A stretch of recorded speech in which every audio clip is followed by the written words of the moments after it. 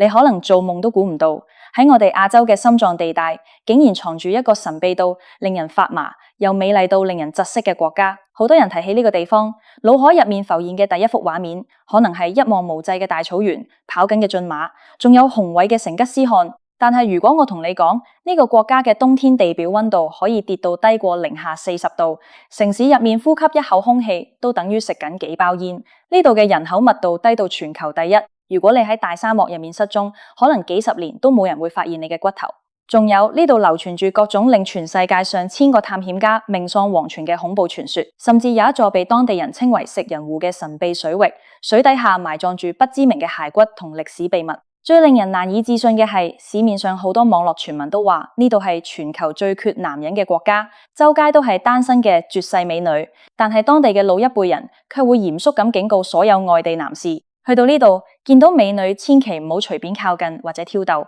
否則後果自負。呢個神秘嘅國度就係蒙古國。今次我就要帶大家拆解蒙古最可怕、最震撼嘅10個驚人事實，將所有被包裝過嘅傳說、真實嘅地理困境，以及嗰啲隱藏喺都市同草原縫隙入面嘅驚人秘密，一次過全部同你講清楚。講到蒙古，好多人第一時間被吸引嘅一定係傳說入面全球最缺男人呢個標籤。如果你去過蒙古嘅首都烏蘭巴托，行喺繁華嘅商業街上面，你確實會發現一個好神奇嘅現象，就係周街行緊嘅大部分都係穿着打扮非常時尚、身材高挑嘅女性。無論係高級寫字樓、政府機關定係大型商場，幾乎被女人佔領咗大半個江山。呢個現象背後嘅真相，其實遠比缺男人呢3個字複雜而且殘酷得更多。喺20世紀90年代，蒙古經歷社會轉型之後，成個國家嘅教育模式出現咗巨大嘅傾斜。喺傳統嘅草原游牧家庭入面，多數家庭如果資源有限，都會選擇將屋企嘅男仔留喺大草原上面，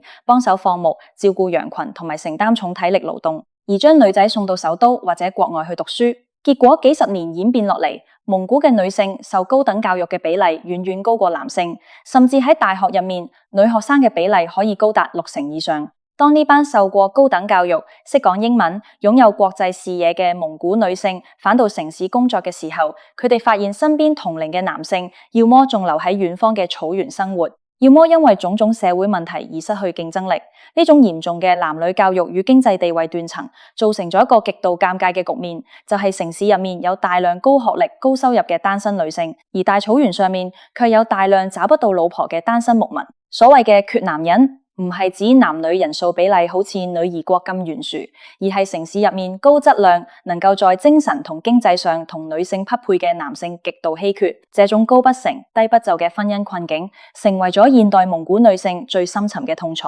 但係如果你以為咁樣就代表外地男士可以去蒙古獵艷，咁你就大錯特錯，甚至可能會為自己帶來意想不到嘅麻煩。喺當地，老一輩人同埋了解當地文化嘅人都會警告外地遊客，見到蒙古美女，千祈唔好隨便上去搭訕或者試圖玩弄感情。呢個警告背後有2個極其現實又恐怖嘅原因。第一個原因係蒙古傳統文化入面嘅尊嚴同血性依然深植喺每一個人嘅骨髓入面。蒙古男人雖然喺城市教育上可能未必佔優，但佢哋嘅骨骼粗壯、性格彪悍，而且從小喺摔跤同騎馬入面長大。蒙古嘅女性同樣唔係好嘢嘅弱女子，佢哋從小獨立強悍，好多女性甚至熟練掌握搏擊同摔跤技巧。喺蒙古，傳統嘅家庭觀念同民族保護意識非常強烈。如果你作為一個外國人喺夜店或者街頭用輕浮不尊重嘅態度去調戲當地女性，好容易會激怒身邊嘅蒙古男士或者女方嘅親友。喺烏蘭巴托嘅酒吧街，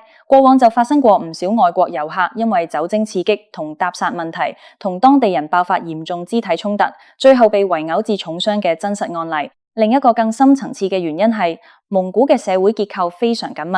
家族同部落嘅網絡依然存在。一旦惹上地方上嘅暴力糾紛或者感情恩怨，外地人喺呢個陌生嘅國度根本孤立無援。所以美麗嘅外表下藏住危險，呢句警告絕對唔係危言聳聽，而係血淋淋嘅經驗之談。除去男女議題嘅神秘面紗，蒙古最令人驚恐嘅，其實係佢嗰種足以毀滅人類生存意志嘅極端自然環境。蒙古嘅首都烏蘭巴托喺全球所有國家嘅首都入面奪得咗一個極度刺眼嘅頭銜，就係全世界最寒冷嘅首都。每當冬天來臨，從西伯利亞吹過嚟嘅冷空氣會好似一把把利刃咁席捲成個國家，氣溫會隨隨便便跌到-30度，極端情況下甚至會跌穿-40幾度。喺咁樣嘅極限低溫之下，潑水成冰只係基本操作。如果你喺戶外冇戴好防寒面罩，你嘅鼻息會喺幾秒鐘之內喺眼睫毛同鬍鬚上面結成厚厚嘅冰晶，露喺外面嘅皮膚只要過咗幾分鐘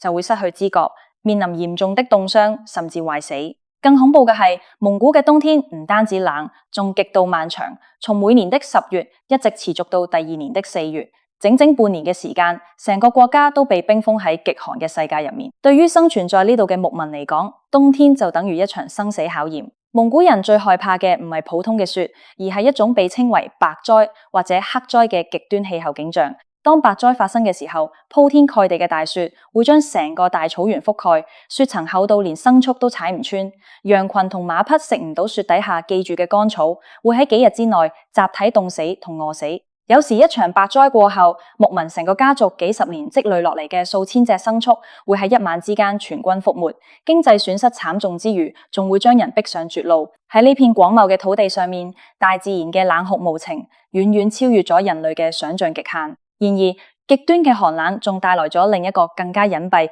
更加致命嘅連帶危機，就係震撼全球嘅蒙古獨木都市。如果你喺冬天造訪烏蘭巴托，你可能以為自己去咗某個末日科幻電影嘅拍攝現場。烏克蘭巴托呢座城市原本只係設計俾幾十萬人居住嘅小城，但係近年由於草原荒漠化同埋極端氣候，大量失去牲畜嘅牧民被迫放棄游牧生活，湧入首都謀生。現時成個蒙古接近300多萬嘅總人口入面，有超過一半嘅人全部擠喺烏蘭巴托呢個山谷城市入面。呢班新湧入嘅貧困人口買唔起市中心嘅水泥公寓，只能夠喺城市四周嘅山坡上面搭起傳統嘅蒙古包，形成咗龐大嘅蒙古包區。蒙古包區冇集中供暖系統，喺-30多度嘅寒冬，幾十萬戶人家為了生存，只能夠喺蒙古包入面大量燒粗劣嘅原煤、廢棄嘅輪播甚至垃圾嚟取暖。當幾十萬個煙囪同時冒出濃煙，再加上烏克蘭巴托盆地地形導致空氣無法流通，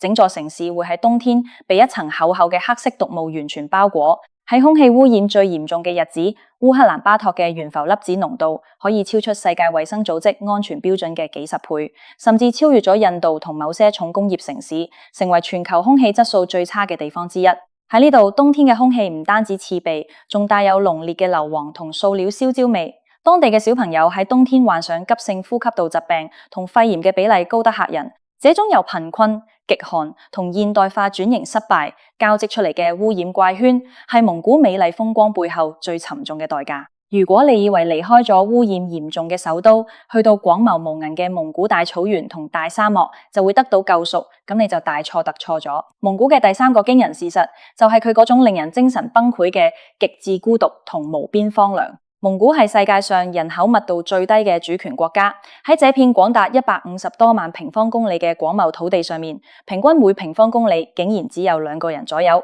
一旦你離開咗烏蘭巴托嘅城市範圍，駛入遼闊嘅腹地，你可能會連續駕駛幾百公里，都見唔到一棟建築物、一根電線桿，甚至連一條像樣嘅水泥路都冇。成個世界只剩下頭頂嘅藍天、腳下嘅黃土或者枯草，以及耳邊呼嘯而過嘅狂風。這種無邊無際嘅荒涼，對於習慣咗都市繁華嘅外地人嚟講，最初可能係一種視覺震撼，但時間一長就會演變成一種深深嘅心理恐懼。喺蒙古嘅戈壁、沙漠同邊遠草原，車輛一旦喺半路故障或者導航系統失靈，後果往往係致命嘅。呢度好多地方完全冇流動網絡信號，如果你冇準備足夠嘅衛星、電話、食物同水，喺呢片幾百公里無人人煙嘅荒野入面失蹤，外界可能要等幾個星期甚至幾個月先會發現。每年都有不信邪嘅極端越野愛好者或者探險家，因為低估咗蒙古荒野嘅危險性，喺無人區入面迷路、斷油、缺水，最終默默無聞咁消失喺呢片遼闊嘅土地上面，連骨頭都被荒野嘅野狗同兀鷹啃食殆盡。喺呢片充滿神秘色彩嘅荒野入面，仲流傳住一個令全球密碼學家同生物學家困惑咗上百年嘅恐怖傳說——戈壁死亡蠕蟲。呢個被當地人稱為奧爾戈伊科爾科伊嘅神秘生物，被列為蒙古沙漠入面最令人毛骨悚然嘅存在。根據蒙古戈壁地區游牧民族代代相傳嘅描述，這種怪物生活喺最偏遠、最乾旱嘅戈壁沙丘底下。佢哋嘅外形好似一根巨大嘅紅色腸子，長度大約喺1米到1米半左右，全身冇眼睛、冇腳，兩端極度相似，令人分唔清頭同尾。當地人講到這種生物嘅時候，眼神入面都會充滿敬畏同恐懼。傳說入面，戈壁死亡蠕蟲擁有2種極度致命嘅攻擊手段。第一係佢能夠從口中噴射出具有強烈腐蝕性嘅黃色酸性液體，這種液體只要碰到人類或者駱駝嘅皮膚，就會瞬間將肉體腐蝕壞死。第二，更加神奇而且恐怖嘅係，佢據傳能夠喺一定距離之外釋放高壓電擊，瞬間將獵物擊暈，甚至電死。喺20世紀20年代，美國著名嘅探險家羅伊查普曼安德魯斯喺佢嘅著作入面，首度將這個傳說帶入咗西方世界。隨後幾十年，嚟自英國、捷克、俄羅斯等國嘅多支科學考察隊同探險隊前赴後繼咁深入蒙古戈壁，試圖尋找這種恐怖生物存在嘅實體證據。雖然現代科學界至今未能夠捕捉到活體標本，大部分學者認為佢可能係某種未被發現嘅無足蜥蜴或者蛇類嘅傳說化，但對於世代生活喺戈壁嘅蒙古牧民嚟講，死亡蠕蟲嘅威脅係真實存在嘅。佢哋至今依然嚴格遵循祖訓，喺特定嘅季節絕對唔會踏入某些被稱為死亡蠕蟲領地嘅沙丘。如果話戈壁沙漠嘅傳說屬於陸地，咁蒙古北部嘅水域則藏住另一個更加真實而且令人脊梁發冷嘅恐怖存在，就係被當地民間稱為食人湖或者魔鬼湖嘅庫蘇古爾湖以及周邊嘅神秘水域。庫蘇古爾湖係蒙古最大嘅淡水湖，亦係全世界最清澈嘅湖泊之一。佢容納咗蒙古整整70%以上嘅淡水資源，被蒙古人尊稱為聖海。然而喺呢個水質清澈見底、風景如畫嘅湖泊背後，卻隱藏住令人膽寒嘅危險。庫蘇古爾湖嘅平均水深非常驚人，最深嘅地方超過270米，而且由於靠近西伯利亞，湖水嘅溫度極低，即使喺炎熱嘅夏天，表層水溫都只有幾度，深水區更是接近0度。更可怕嘅係呢度嘅水域天氣變化無常，前一秒仲係晴空萬里，下一秒就會突發恐怖嘅強風暴，形成數米高嘅巨浪。喺歷史上，由於缺乏現代救援設備，無數喺湖上划船、捕魚或者冬天喺冰面上行駛嘅人，一旦落入水中，會喺短短幾十秒之內，因為極度低溫導致心臟驟停或者肌肉抽筋，迅速沉入幾百米深嘅冰冷漆黑湖底。因為水溫極低，沉入湖底嘅屍體同物體極難腐爛。喺當地嘅傳說入面，庫蘇古爾湖嘅底部保存住無數百年嚟沉沒嘅船隻、車輛以及完好無損嘅遺體，宛如一座巨大嘅水下天然冰櫃同陵墓。當地人對於這片水域抱有極深嘅敬畏，嚴禁任何人喺未經許可嘅情況下深夜靠近或者喺危險區域下水，因為喺漆黑嘅夜晚，湖面吹過嘅狂風聲聽落就似無數沉入湖底嘅冤魂喺深淵入面哭泣呼喚。除了大自然嘅嚴酷同神秘傳說，蒙古嘅飲食文化對於外地遊客嚟講，亦係一場極具挑戰性，甚至可算係可怕嘅體驗。如果你去蒙古家庭做客，主人一定會拿出佢哋最高規格嘅傳統美食嚟招待你，但呢些美食往往會讓外地人嘅腸胃遭受毀滅性嘅打擊。蒙古作為一個傳統嘅游牧民族，飲食結構極度單一，而且極端，基本上可以用血肉同奶製品嚟概括。喺蒙古嘅傳統菜單入面，蔬菜同水果係極度稀缺嘅奢侈品，日常飲食幾乎全被羊肉、牛肉、馬肉同埋各式各樣嘅乳製品佔領。其中最著名的招待名菜就係石頭烤羊肉，將整隻羊切塊，連同燒到紅熱嘅石頭一齊塞入密封嘅金屬容器入面燜熟。這種做法雖然原汁原味，但肉質入面保留咗極其濃烈嘅羊醬味同埋大量的動物油脂。更令人卻步嘅係蒙古嘅傳統飲料馬奶酒。馬奶酒係將新鮮嘅馬奶倒入皮囊入面，經過長時間發酵而製成嘅酸性奶酪飲料。酒精度數雖然唔算太高，但味道極度酸澀，帶有濃烈嘅發酵豆味同埋特殊的氣味。對於從未接觸過這種飲食嘅外地遊客嚟講，一口馬奶酒加上大量的重油羊肉，會喺短短幾個小時之內引發嚴重的腸胃不適、急性拉肚子，甚至嘔吐。很多第一次去蒙古旅遊嘅人，唔係被美景震撼，而係喺蒙古包入面被自己嘅腸胃折磨到懷疑人生。這種極端嘅高脂、高蛋白、無纖維飲食，雖然係蒙古人喺零下40度嚴寒入面生存落去嘅能量源泉，但對於現代都市人嘅腸胃嚟講，無疑係一場極大的生理酷刑。古代蒙古帝國曾經橫掃歐亞大陸，建立了人類歷史上版圖最大的陸地帝國。這段輝煌嘅歷史為蒙古留下了深厚的文化遺產，但同時亦衍生出咗一種非常特殊且令外地人感到不安嘅民族心理，就係極度敏感且強烈嘅民族自尊心，以及隨之而來的禁忌文化。喺蒙古，如果你不了解當地嘅文化禁忌，好容易喺無意之中觸犯當地人嘅底線，甚至引來不必要的麻煩。例如喺進入蒙古包的時候，有幾個絕對不能觸犯嘅鐵律。第一，絕對不能踩踏蒙古包嘅門檻。喺蒙古傳統文化入面，門檻象徵住主人家嘅脊梁同尊嚴，踩踏門檻被視為對主人最嚴重的侮辱同挑釁。第二，蒙古包入面嘅火塘被視為神聖不可侵犯嘅聖物，絕對不能將任何垃圾殘渣扔進火裏面，更不能用腳去踢火塘或者喺火塘上面跨過去。第三，喺草原上面看到堆砌嘅敖包，用石頭堆成的神聖標誌，外地人不能隨便爬上去拍照或者拿走上面的石頭，而是需要順時針繞行3圈以示尊重。此外，蒙古人對成吉思汗嘅崇拜已經達到了宗教般嘅神聖高度。喺當地交流的時候，絕對不能對成吉思汗或者蒙古嘅歷史發表任何輕浮、嘲諷或者不敬嘅言論。喺過去嘅一些新聞入面，就有外國遊客因為喺成吉思汗雕像前做出不雅動作或者發表不當言論，引發咗當地民眾嘅強烈憤怒，甚至被警察拘留並驅逐出境。這種深植於骨髓入面嘅歷史驕傲感同強烈的民族保護意識，係每一個前往蒙古嘅外地人必須時刻保持敬畏嘅原因。講到蒙古社會內部嘅隱患，就不能不提到一個困擾咗這個國家幾十年，甚至影響咗無數家庭命運嘅社會毒瘤——嚴重的酗酒問題。蒙古嘅喝酒文化歷史悠久，喺嚴寒嘅自然環境下，飲酒原本係牧民用嚟御寒同社交嘅手段。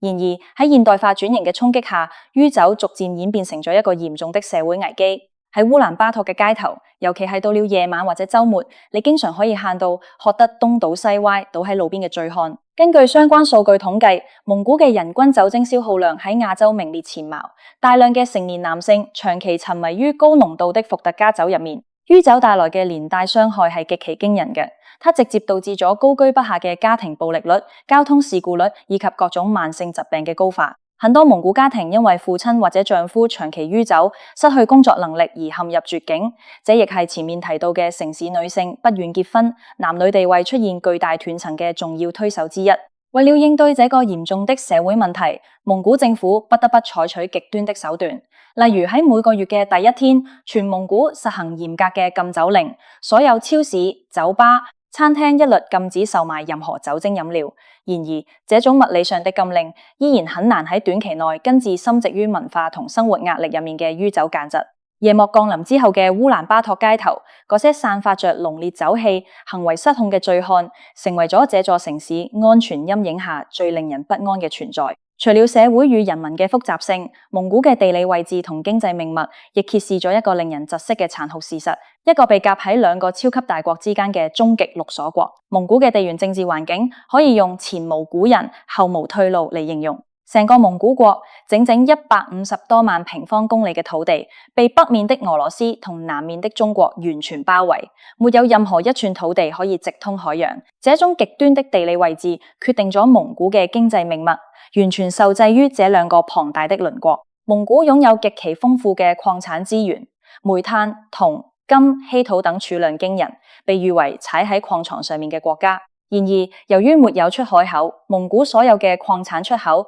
能源進口以及日常生活用品嘅運輸，都必須依賴中國同俄羅斯嘅鐵路同港口。一旦邊境運輸出現任何風吹草動，或者國際地緣政治發生劇變，蒙古嘅經濟就會瞬間陷入癱瘓。近年嚟，蒙古一直試圖推行第三輪國政策，希望跨越地理限制，同美國、歐盟、日本等國家建立緊密的經濟同外交聯繫。但喺殘酷嘅地理現實面前，這種努力往往顯得力不從心。對於蒙古嘅年輕人嚟講，這種生來就被困喺陸地深處嘅局限感，形成咗一種深層嘅焦慮。很多人選擇努力學習外語，拼命想要逃離這片雖然遼闊卻仿佛巨大熔爐嘅土地。最後，我哋必須重新審視這個國家最令人震撼嘅核心，那種喺現代文明同原始游牧之間劇烈撕裂嘅生存現狀。喺蒙古，你可以在同一個時空入面看到全球最極端嘅反差。喺首都烏蘭巴托嘅市中心，高聳入雲嘅玻璃幕牆、摩天大樓、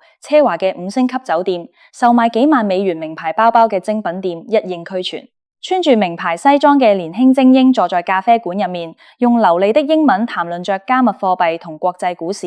然而，只需走出市中心驅車20分鐘，你就會進入一片沒有自來水、沒有排水系統、靠燒煤取暖嘅龐大蒙古包貧民窟。如果再往外走幾十公里，你就徹底置身於千百年來幾乎沒有任何改變嘅原始大草原。那裡嘅牧民依然過着靠天吃飯、逐水草而居，用駱駝搬家嘅古老生活。這種從21世紀瞬間倒退回15世紀嘅巨大時空交錯感，會給每一個到訪者帶來強烈的精神衝擊。蒙古就像是一個喺現代化浪潮入面匆忙奔跑，卻不小心摔得骨折嘅巨人。他迫切地想要擁抱西方嘅繁華同財富，卻發現自己嘅雙腳依然深深地陷喺草原嘅泥土同嚴酷嘅自然法則入面。蒙古這個藏喺亞歐大陸深處嘅國度，遠比旅遊宣傳片入面嘅藍天綠草要複雜、危險且真實得多。它有令人神往嘅壯麗風光，有深厚豪放嘅歷史底蘊，但同時亦有零下40度嘅生死嚴寒，